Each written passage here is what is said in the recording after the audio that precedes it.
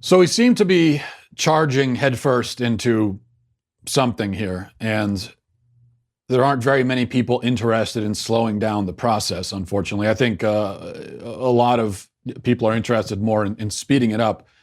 Joaquin Castro, a Democrat congressman, brother of Julian Castro, who's one of the one percenters running for, one percenter in the poll, that is. Might be one percenter financially, too, I'm not sure. Julian Castro running for president. Well, this is his brother, who decided to find and post the names and employers of Trump's biggest donors in San Antonio. Castro represents San Antonio, so he was doing this to his own constituents. You know, you send someone to Congress to represent your interests, but instead he's doxing his own constituents. Now, you can argue, as some leftists have argued, that, well, this is publicly available information, so it's not like he was rooting through their junk mail or something, and it's publicly available. And okay, fine, it is. But what's the point of putting those names out there? What's the point of doing it?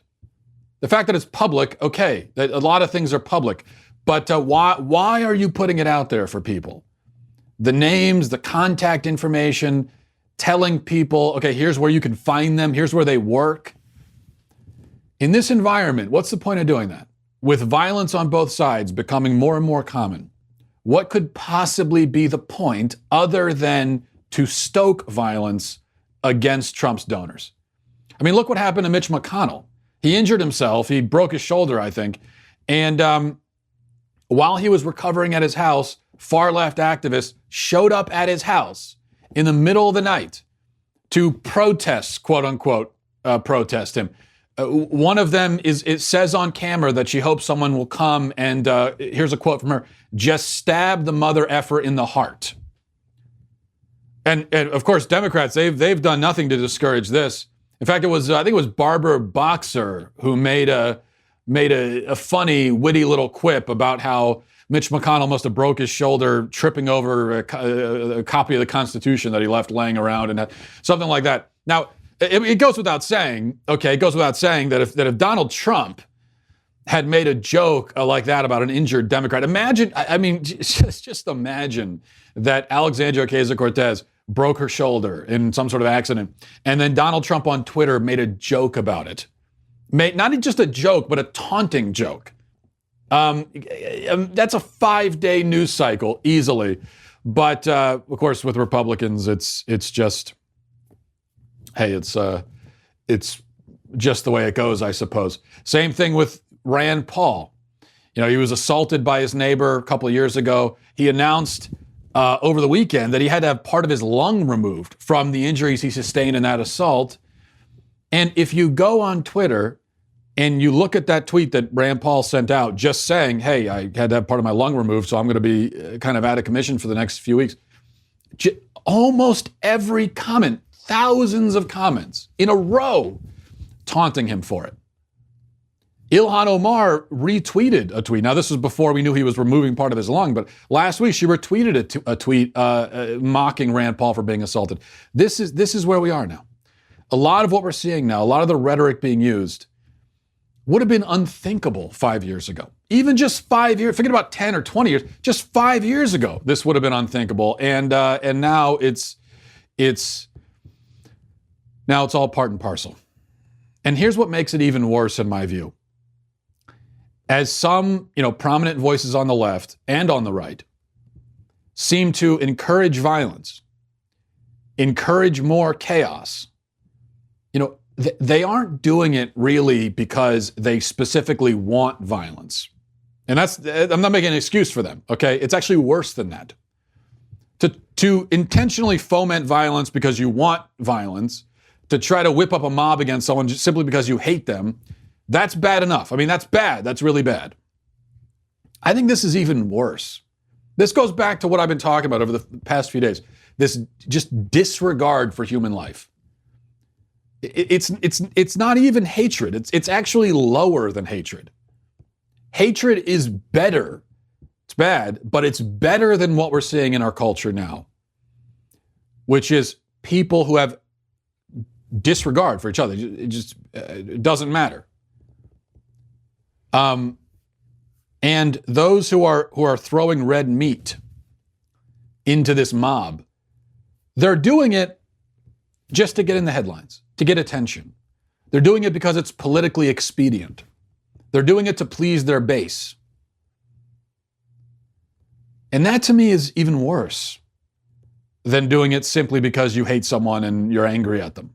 As bad as that is, this somehow to me seems even worse. Our country is teetering on the edge of something potentially cataclysmic, I believe. And these people are making a game out of it. Making a game out of it. It's sickening. And the thing is, in this environment, here's what happens. If you try to cut a course through all of this, if you try to be consistent in your assessments of things, if you're not interested in the basic throwing red meat thing, if you try to maintain a certain standard that you apply consistently so that you don't end up as a member of a mindless mob or as one of the people whipping up a mindless mob. If you say, I don't want to do that, I don't want to be in the mob, I don't want to be leading the mob, I don't want anything to do with that. Well, if you do that, you're going to be attacked by the sociopaths and whack jobs on both sides. Then what's going to end up happening is that you end up getting both mobs coming at you, which is why most people end up retreating into one of the mobs, because they figure, well, then at least I have some cover from one of the mobs, even if I'm in another one. If you try anything, the only thing you're allowed to do now in this environment is throw red meat. That's all you're allowed to do. Anything more nuanced than that will leave you stranded. It will leave you alienated. And that's been my experience, especially this week. And my experience is typical. There's nothing unique about my experience at all, just to be clear. And there are a lot of people who get the backlash a whole hell of a lot worse than I do. But I thought I could just use myself as an example, because talk about what you know, I guess. Because I think it's instructive, or at least indicative. So over this past week, and before this week, but especially this past week, in the wake of the two shootings, and if you've watched the show, if you've read my pieces, you know that I've made a number of points, not all of them directly connected, but I think there are a lot of different issues at play here with what leads to the shootings and what we should do in response to them. There are a lot of takeaways that one could, take away from all of this. One of the points that I made in response to the El Paso shooting, and I was saying this on Twitter and after the shooting, and this is not revolutionary, but given that this was a white supremacist who committed a mass shooting, one of the worst mass shootings in American history, targeting Hispanics, I said that white supremacism is stupid, evil, and dangerous. And obviously, and there does exist a certain collection, a certain group of white supremacist extremists in this country and outside of this country. And members of that group have perpetrated in the last few months 3 of the worst mass shootings in history. Christchurch, Pittsburgh, and El Paso. That's not even within a year. That's within 6-8 months or something. We've had 3 of them with people with identical ideologies, basically. These are white supremacists driven by that ideology to commit mass murder. 3 in only a few months. That's a fact. And it's a problem. It's not something we can just overlook. We can't pretend it isn't happening because we're afraid that if we acknowledge it, the left might somehow use it against us. That's cowardly. I mean, that's not just cowardly. That's several light years beyond mere cowardice. To be shy about denouncing white supremacy and to deny the fact that white supremacists have murdered mass amounts of people over the last few months, to be reluctant about bringing that point up, that just makes you a gutless little snake.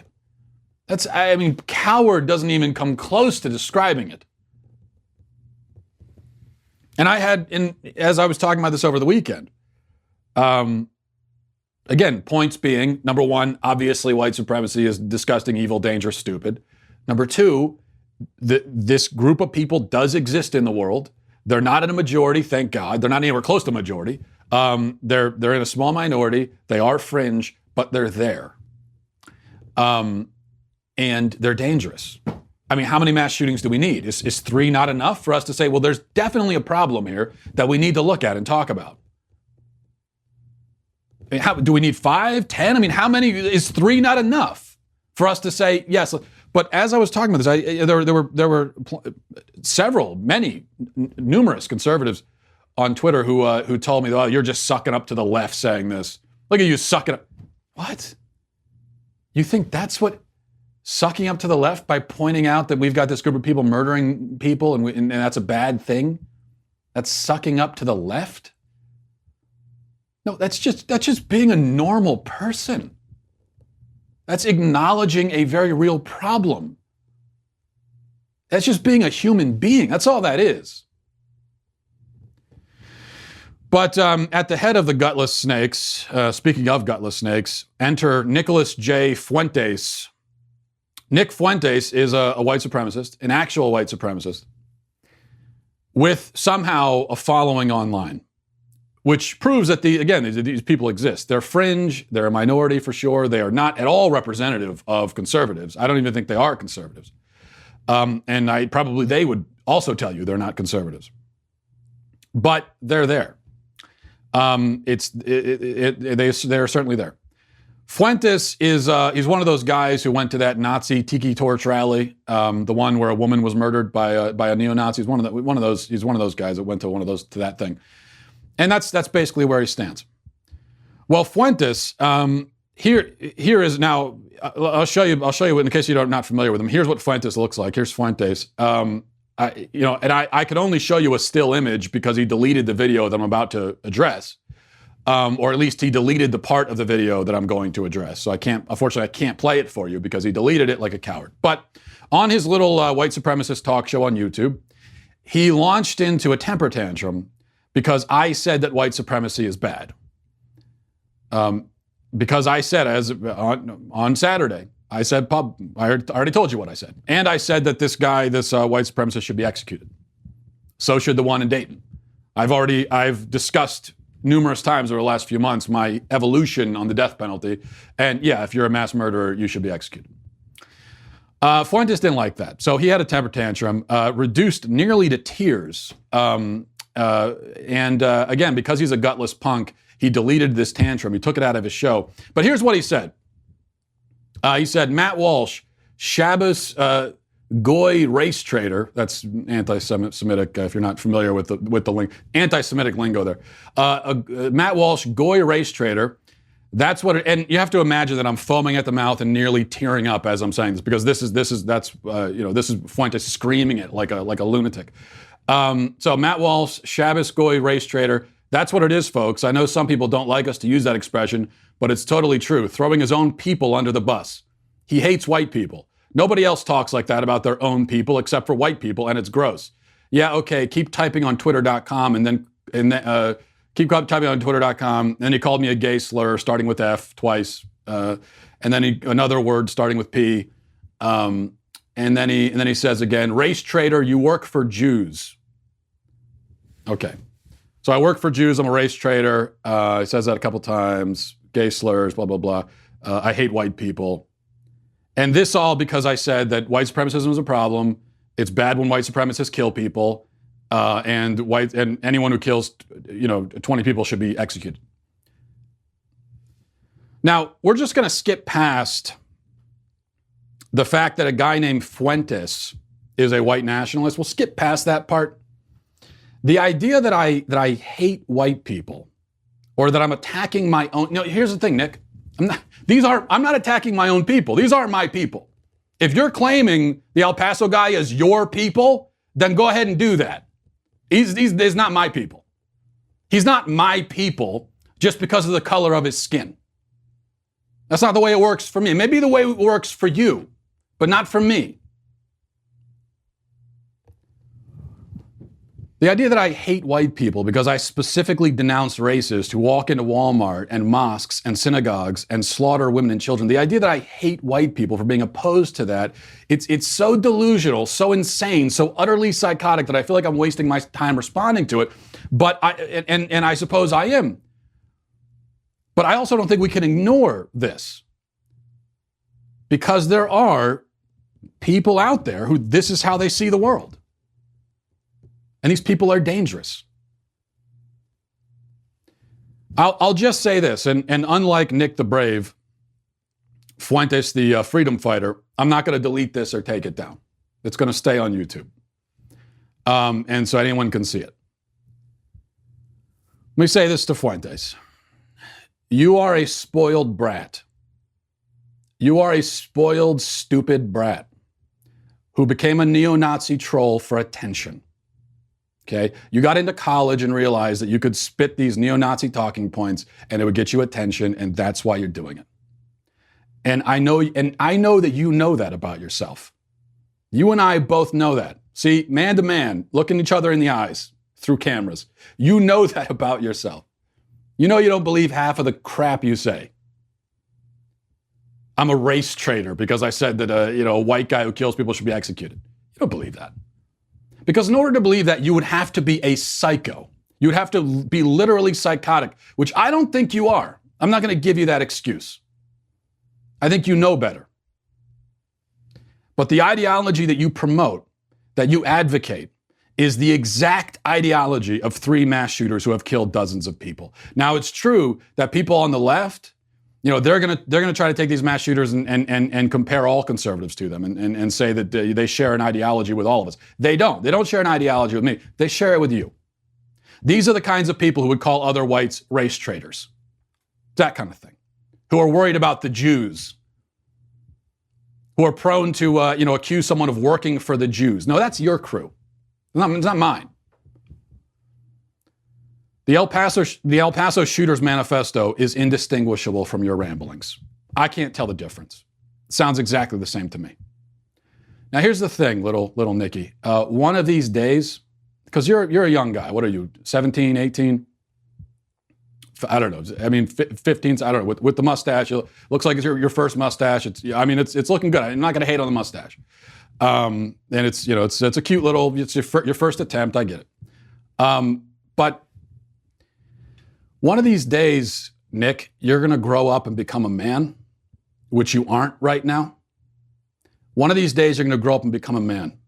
And when you do, you're going to look back with remorse and embarrassment on the time you spent advocating white supremacy and crying on the internet when someone criticizes bigotry and mass murder. That's going to happen in the future. You're going to look back on yourself using phrases like race traitor, and you're going to be so embarrassed.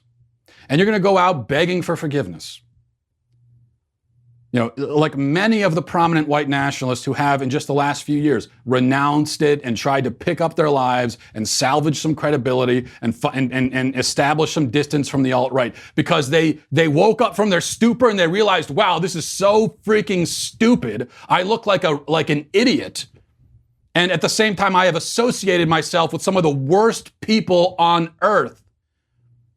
And so a lot of those former alt-right white nationalists, they're trying to distance themselves and pick up their lives and salvage some credibility. And when you begin that process, which you will, good luck. And I mean that.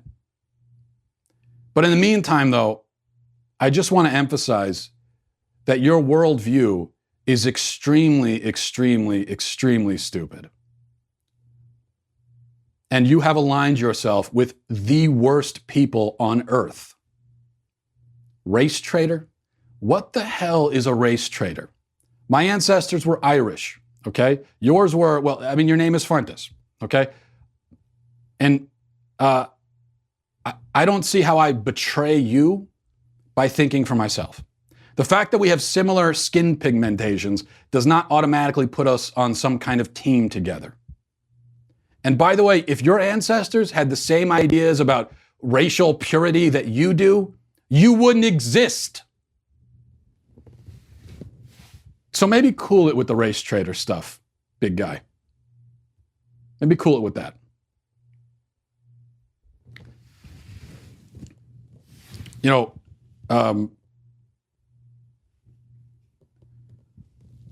The teams in America, if there are teams, it's not divided by skin pigmentation. It's not divided by what color your skin is. That's not how we divide the teams anymore. At least it's not how I divide them. Now, that is how you divide them. So you are, along with being indistinguishable from radical white supremacists who kill mass amounts of people, you're also indistinguishable from the race baiters and the identity politics people on the left. You're doing your own version of that. And when I see that on the left, I say it's very, very stupid. And when I see it with you, I say it's very, very stupid as well. Because those aren't the teams. If you're an American citizen and you're a decent human being, if you're a legal American citizen, you're a decent human being, you value freedom and objective morality and truth and those things, we have the same belief, we have the same fundamental priorities in life, then as far as I'm concerned, we're on the same team. Why would I care what color the person's skin is? This isn't some after-school special sermon about racial unity. This is just, I literally don't understand why you would care. What difference does it make?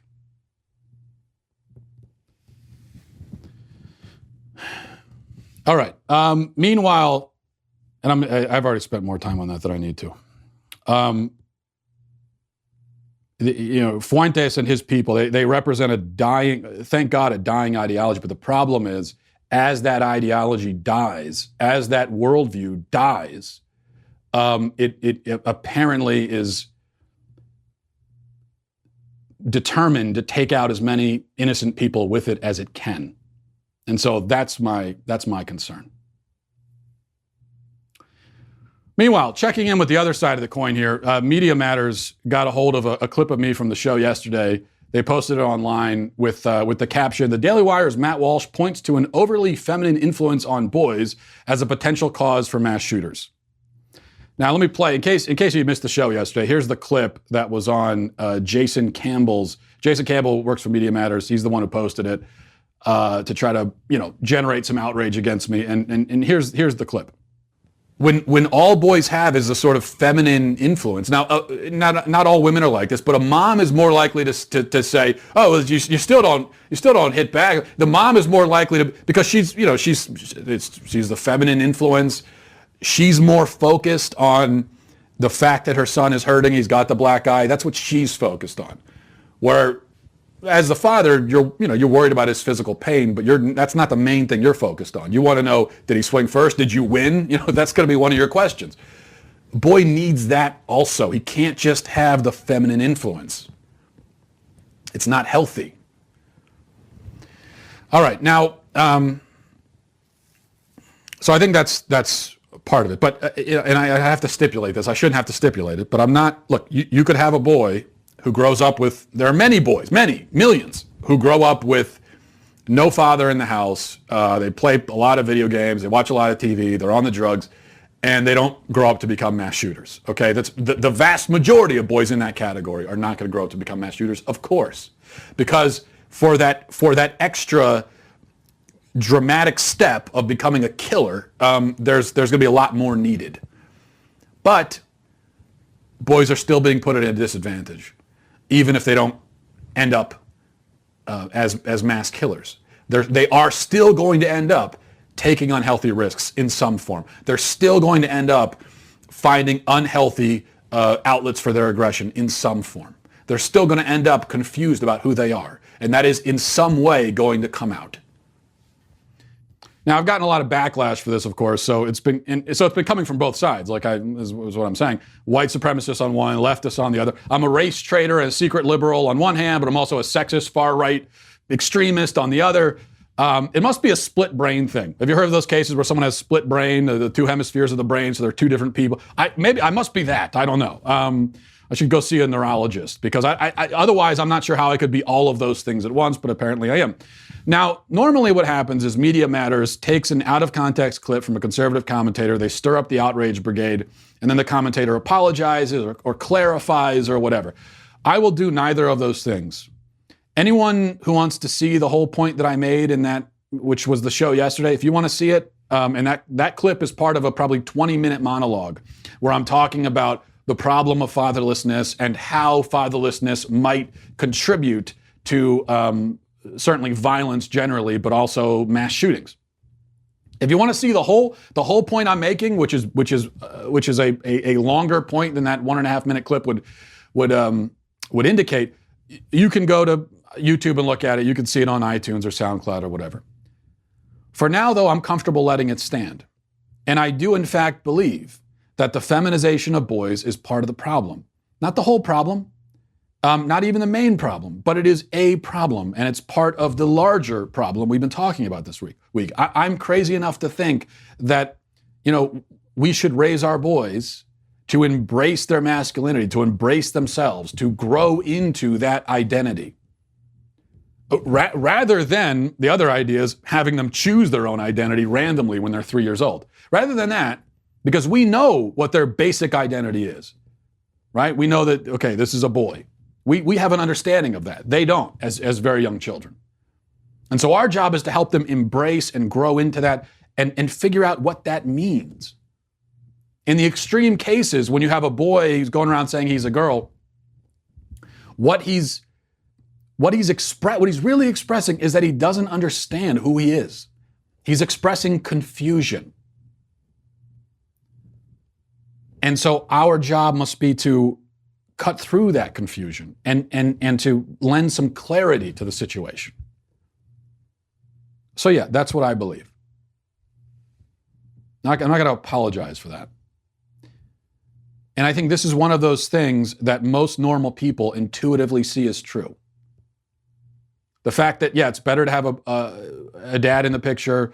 The fact that we are feminizing our boys to a large extent, sometimes literally, sometimes in the most literal sense, we're literally trying to turn them into girls sometimes. I think that's just obvious to a lot of people. And intuitively, most people can see that it's a problem. But on the left, they are often scandalized by these self-evident, intuitive truths. All right, let's take it down a notch before we get to emails. I wanted to mention one other thing because I thought it was funny. So it's been so much heavy stuff this week. But Time Magazine has an article this is the headline in Time. I haven't read the article, I admit. And I'm the first to complain about judging articles based on the headline, but I think here you can safely do that. The headline is, "We counted every line in every Quentin Tarantino film to see how often women talk." That's the headline. And in the article, I assume they give us the results. We're going to count. Apparently they watched every Quentin Tarantino movie with a notepad and paper and a pen and just tabulated the cumulative amount of minutes that women characters spent talking in every Quentin Tarantino movie. And he had 9 movies now? And his movies are long too. It's probably almost like 30 hours of movies they watched. So they could tabulate. I don't know what the results are. Like I said, I didn't read the article. I don't think it really matters. Maybe it could be fun to watch a bunch of movies and arbitrarily quantify certain things. Like maybe watch every Christopher Nolan movie and tabulate how many times people in green shirts say the word "the." I mean, I don't know. Maybe we could do that. If we're arbitrarily quantifying things in movies, then why not that? But this, of course, is part of why did they do this? Well, they did it because feminism has run out of things to do, and they had a lot of time on their hands. That's the first reason. But ostensibly, they were, trying to.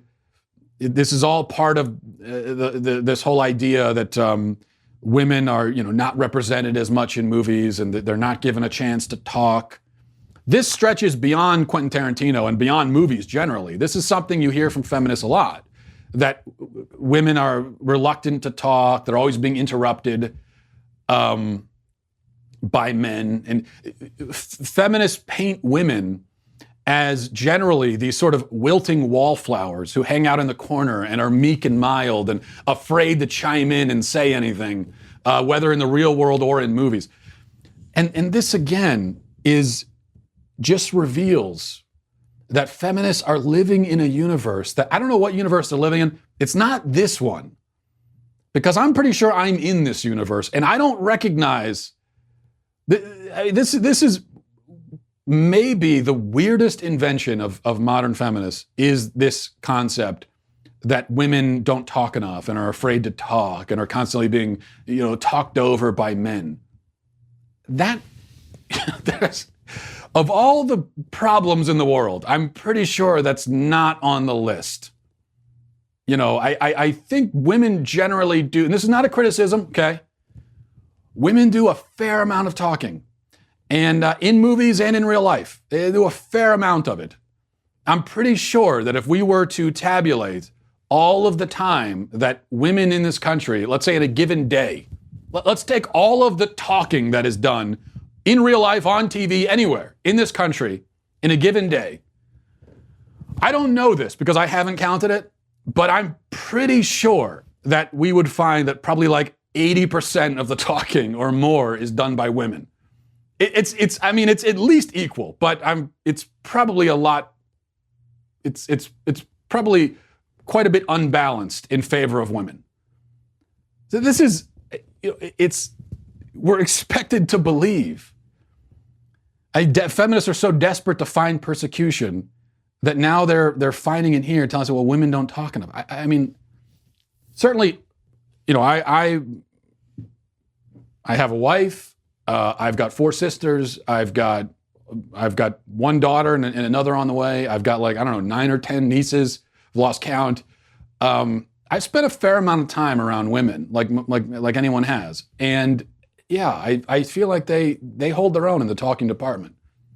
In fact, it's one of the main complaints that you hear from wives everywhere in the world is that their husbands don't talk enough. Let me ask you, when was the last time you heard that complaint from a man? When was the last time you heard a man complain that the women in his life don't do enough talking? That his wife, when was the last time a man said to his wife, we don't talk enough. We need to talk more. Why don't you talk? In the whole history of human civilization, has any man ever uttered those words? Maybe a couple, but I have to think it's a rarity. So this, I just, look, if women are being oppressed in this country, personally, I don't see it. But if they are being oppressed, it's not here. It's not in the talking disparity because that's in their favor. So we're good there. We really are. All right, let's go to emails. MattWalshShow@gmail.com, MattWalshShow@gmail.com. Let's see. A bunch of emails chiming in on the video game discussion from yesterday. I'll read a couple. And this is from Joseph. Says, Matt, I very much enjoy your podcast, so even with the email being critical, please keep that in mind. Doesn't matter, Joseph. If you're criticizing me, it will hurt my feelings. So it doesn't matter. You can try to stipulate it all you want. It's not going to save my feelings. How dare you? He says, let's be extremely generous to you here and assume that video games cause 100% of mass shootings outside of Muslim extremism. All the rest of them, it's the one and only cause. Tally up the number, and there's been a couple hundred deaths because of it. Sure, any death is too much, I suppose, but let's compare to alcohol. Well, I'll continue reading, but you say, let's be generous to me and assume that video games cause 100% of mass shootings. I never said, my whole point, I never said that video games cause any percent of mass shootings.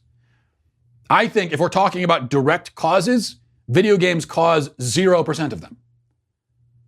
So you say, be generous to me by assuming, that makes it sound like you're saying that I was arguing that video games cause a certain percentage of mass shootings.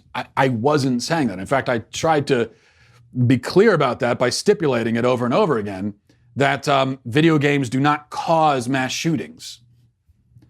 I think that, like any form of media, they are an influence. They influence people. And so if somebody spends hours a day, years of their life playing video games, and then they turn into a mass shooter, and we're looking at all of the different influences that may have contributed to it, that's probably going to be one of them.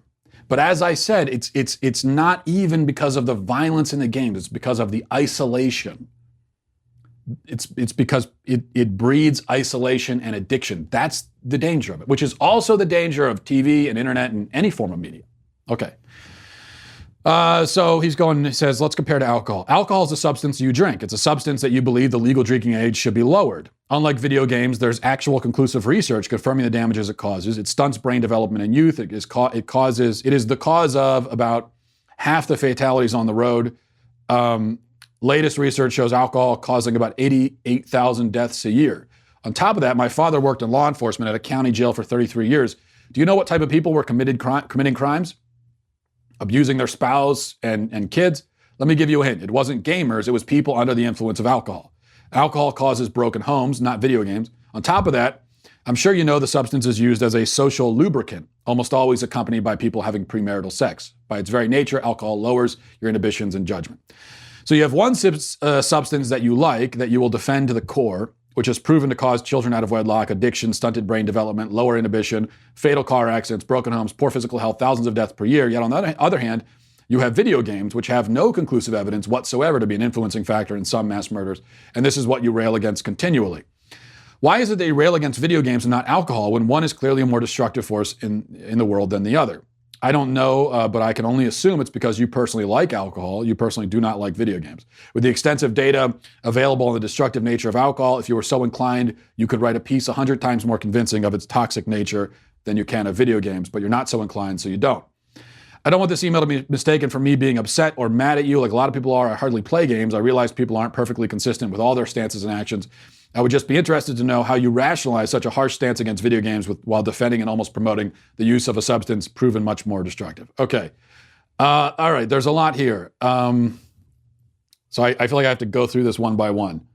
So I'm sure I'm going to miss a couple of the points you raised. First of all, a small thing, you say video games don't cause broken homes. I would argue that they almost certainly do, actually. Probably not as many as alcohol does, but all you have to do is read some of my emails anytime I talk about this, which is rare. I'll get to that in a second. Anytime I talk about this, I hear from women, wives, who say that their marriages have been destroyed because their husbands just won't stop playing video games. All they do is play video. They come home from work, they go and play video games for 5 hours. They don't even see the kids. This is a really common thing. This goes to the addictive nature of video games. And I think it's one of the reasons why some guys are so defensive of it, because they recognize that they're doing this.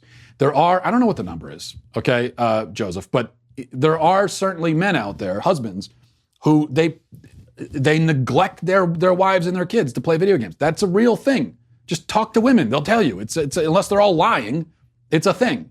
And yeah, it does contribute to broken homes. And it's crazy to think that it would, that any guy would choose video games over his family, but some do. That's a thing. It happens. Just like there are guys who choose internet porn over their families. There are guys and women who choose, essentially choose social media and internet over their families because they prioritize those things over their families. So I would quibble with that. You go on to talk about the dangers of alcohol. I agree. Alcohol is dangerous. Well, you also say I rail against video games constantly. I think I've done 2 shows about video games. I've written 2 articles about video games, maybe 3. Since in the last 5 years, I've written, 500 articles. 3 of them have been about video games. 3 and 5, probably more than 500 articles. I don't even know how many. I write every day, so, and I've been doing this for 5 or 6 years, so you do the math. Hundreds of articles, 3 of them have been about video games. And Joseph's not the only email I got saying, why do you always talk about this? Always talk about it. I've talked about it a couple of times in years. And I've done, I think, what am I on? I'm on my 300th show, I think. And 2 of them have touched on video games. 2 out of like 300. Okay, so to say I constantly talk about it is just not true. Now, but it's true, though, that I have not written any articles detailing the dangers of alcohol. I haven't done any show about the dangers of alcohol. I also have never denied those dangers. I've certainly acknowledged them in many contexts, many times. Why haven't I done a show on it? Well, because it's not controversial at all. At all. Everybody agrees that alcohol can be dangerous, that alcoholism is bad, that drunk driving is bad, that people die from alcohol. I've never heard anyone disagree. I've never heard a single person ever deny that. Now, there are still alcoholics who behave dangerously. So we all acknowledge it, yet it's still a problem. So we need to address the problem. But what I do on this show is I try to analyze and offer commentary on issues. And I like to focus on issues where there's going to be substantial disagreement, because if everyone agrees, I don't even see the point of saying it. What would be the point of me doing a 45-minute show where my entire point is it's bad to be an alcoholic, you shouldn't be an alcoholic, don't drink and drive? Every single person who hears it is going to say, yep, I totally agree. There's nothing to be said. The fact that video games, to me, it is self-evident that there's danger to overconsumption of video games. The fact that so many people disagree, to me, means that we need to talk about it. There's a reason to discuss it, because there is disagreement on the issue. As far as not wanting to criticize alcohol because I like alcohol, well, that's just not true. Again, I fully acknowledge the dangers of alcohol. I don't deny it. And this idea that I'm reluctant to criticize things that are close to home for me is just not true. My first show of the week that everyone seems to have forgotten about, at least the people upset about video games have forgotten, my first show of the week, I was talking about what are some of the contributing factors to this. It was my first show. I didn't mention video games. I talked about the internet. I am on the internet. Right now, I'm on the internet. As I'm talking to you, I'm on the internet. I make my living on the internet. I spend a lot of time on the internet. I need people to be on the internet to make a living, to feed my family. It is as close to home as it could possibly be. Yet I have no problem criticizing it. I have no problem saying that the internet has many dangers. And even that, look, I've written articles encouraging people to stop using the internet. Even if that means they're not reading me anymore. It's good. It's good for you. I mean, if you were to never sign on the internet again, it would hurt me because I would lose a listener and a viewer, but it would be good for you. I encourage you to do it. So I have no compunctions about criticizing things that are close to home for me. So I think that's just, it's an invalid criticism. It's not true. I do it all the time. But I do think, on the other hand, it seems to me that there are a lot of gamers out there who, when it comes to games, they will not they will not acknowledge any problem with it because they like it. That's how it seems to me. So I agree that attitude of not wanting to acknowledge the problems with the things that you enjoy, I agree that is a problematic, to borrow a word from our friends on the left, it's a problematic attitude. But I think that attitude with this discussion is much more prevalent and obvious on the pro-gaming side. From Gabe, let's hear from the other side of this argument. It says, on the topic of video games and their potential effect on real-life violence, I'd like to add my perspective as both a lifelong passionate gamer and as a veteran. People are demanding scientific evidence from you, and there's nothing more scientific in my experience than Marine Corps training. It's no coincidence that recruits are immersed for 3 straight months in violent speech and violent thought patterns, even outside of the actual combat training. Example, whenever we practiced the drill movement, Inspection Arms, my platoon would scream a Boondock Saints quote, which is, each day we will spill their blood till it rains down from the skies. That's a pretty badass quote, though, we have to admit. Desensitization is the clear purpose of such training, but it's a necessary good thing in the context of military service. Since I was old enough to play them, I've also loved violent video games. In a word, they're awesome, and they're a part of what inspired me to join the Marines in the first place. But if the Marine Corps uses direct exposure to violent language and thought patterns to train more efficient killers, good, just, loving, amazing patriots, but killers nonetheless, it would be insane to assume that violent video games don't make it easier to countenance and perhaps even to commit violence in the same way. Crazy thought. Maybe parents should keep their violent games away from the kids until their brains and social awareness have developed to the point that they can more easily guard their own psychology against dangerous stimuli. At any rate, when you come into your rightful place as Supreme Overlord, the splendid and righteous one, would you allow me to keep my violent games, at least until my swift and deserved execution for keeping my apartment at 78 degrees? Gabe, you just ruined it at the end there. 68 degrees, Gabe. 68 degrees is the law. Every building in the country will be kept at 68 degrees year-round. Oh, Gabe. Oh, man. You were doing so well. And then you just signed your arrest warrant right there. But in actuality, I think you can expect clemency because you agreed with me, which you know, in my tyrannical dictatorship, that is really the only law, is you must agree with me. But So, yeah, I think the point Gabe makes, now, see, I know you're going to say this is because I'm biased, and I am, and maybe it is because I'm biased, but to me, this perspective from Gabe is more credible and more valuable because he is going against, in a way, his own interests. So he loves playing games, yet he's offering a criticism of games. So you can't dismiss it as, well, he's just trying to justify what he does. He's doing the opposite.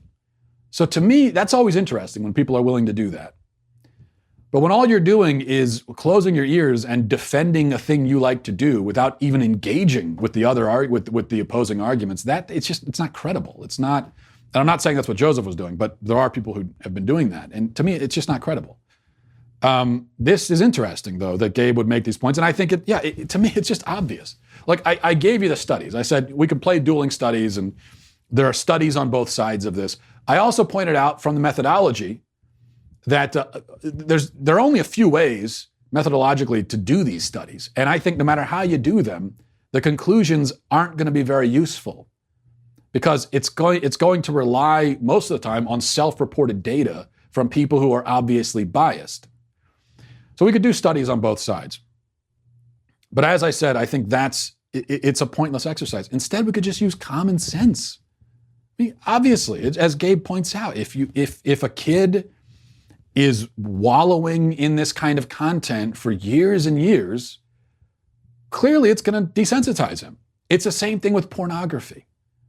Now, if someone has a steady diet of pornography from the age of 10 to 25, and then at 25 they become a rapist, are we going to argue that the porn habit was irrelevant, completely irrelevant, had nothing to do with it? It was just a coincidence? Come on. I mean, obviously it's not irrelevant. But of course, we're also not going to argue that the porn caused the rape, because there are millions of porn viewers out there who never rape anybody. And we all know that. However, probably it's not irrelevant. That's all. It probably was an influencing factor among many others that led eventually to this. So if you're stewing in this kind of content, it is going to desensitize you. That's human nature. It's a psychological reality that we get used to things. We grow accustomed to things. We're very good at that, which can be good depending on what the thing is. It's good that we're able to adapt to our circumstances. But when the thing we're growing accustomed to is violence and brutality, even if it's fictional violence, that's probably not good. All right, let's see. Let's see if we had one more here. We had a question. I can't find. Maybe I accidentally deleted it before I got to. There was a question about. Oh, here it is.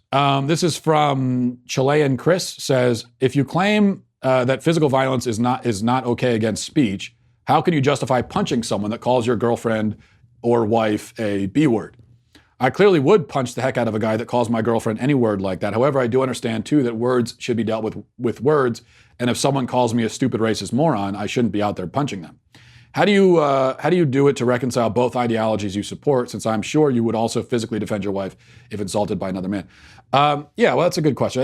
And this is why, Chris, if I could call you Chris, and I don't know if you need the whole name, Chilean Chris. This is why, Chris, I don't say that violence is never the answer. I don't think that's true. I think that's a blanket statement that's sort of silly and childish. Obviously, sometimes violence is part of the answer. I mean, if you think that there's ever in the history of the world, been a justified war, then you believe that violence sometimes can be part of the answer. So I would never say that. Sometimes violence is appropriate. Now, there are stipulations. If you are killing someone, an innocent person, unprovoked, not in an act of self-defense, but as an act of murder, that obviously is wrong, despicable, horrible, evil violence. We should be able to stipulate that and identify that nuance and that distinction without having to make some blanket statement that it's never okay to use force under any circumstance. To me, it seems easy to say, yeah, you can use force sometimes, but not if you're killing an innocent person. That's obviously wrong. And even, most of the time, if someone insults you, if you hear an insult, it would be inappropriate to respond physically. But I'm not going to sit here and say that it's never appropriate to respond physically to words. I don't think that's true. And I think that if you're out with your wife and someone runs up and verbally harasses her, sexually harasses her, I think that you'd be perfectly justified punching that person in the face. Now, this is where prudence comes in, because you might say to yourself, depending on the situation, well, if I do this, I'm going to go to jail. And so that's not a smart choice. Sometimes you exercise prudence, you have to measure it and everything. But in principle, I think for a man to respond with force to words can sometimes be appropriate given the situation. Jesus says, turn the other cheek. I think it's very important to note that Jesus says, turn the other cheek when someone slaps you. He's saying when someone slaps you, turn the other cheek. He never says, if someone slaps your wife or your mother or your child, turn the other cheek. Okay, because then it's not your cheek. Then turning the other cheek is just, there's another word for that, it's looking the other way while your family member is being harassed or assaulted. Jesus didn't advocate that. He didn't say that. I think it's an important distinction, crucial distinction. Turn the other cheek when you are the one being insulted. When your family's being insulted, when your wife, your mother, your children, no, I don't think you do turn the other. You certainly don't. You certainly respond in some way, even if not physically. So if someone runs up to you and calls you a bad name and you just ignore them or turn the other cheek, that could be a sign of strength. It could also be a sign of cowardice, depending on the situation. But that could be. But if someone runs up to your wife or a family member and harasses them and you say nothing, that's not strength. That's not you being the bigger man. That is you being scared. That's you being a coward. And so, yeah, that's how I would distinguish that. All right, we'll go ahead and leave it there. Thanks everybody for watching. Have a great day. Godspeed. Hey everyone, it's Andrew Klavan, host of The Andrew Klavan Show. America has a problem with extremism. People with rigid ideas, secluded with their own, becoming radicalized and increasingly hateful. And that's just the media. We'll talk about it on The Andrew Klavan Show. I'm Andrew Klavan.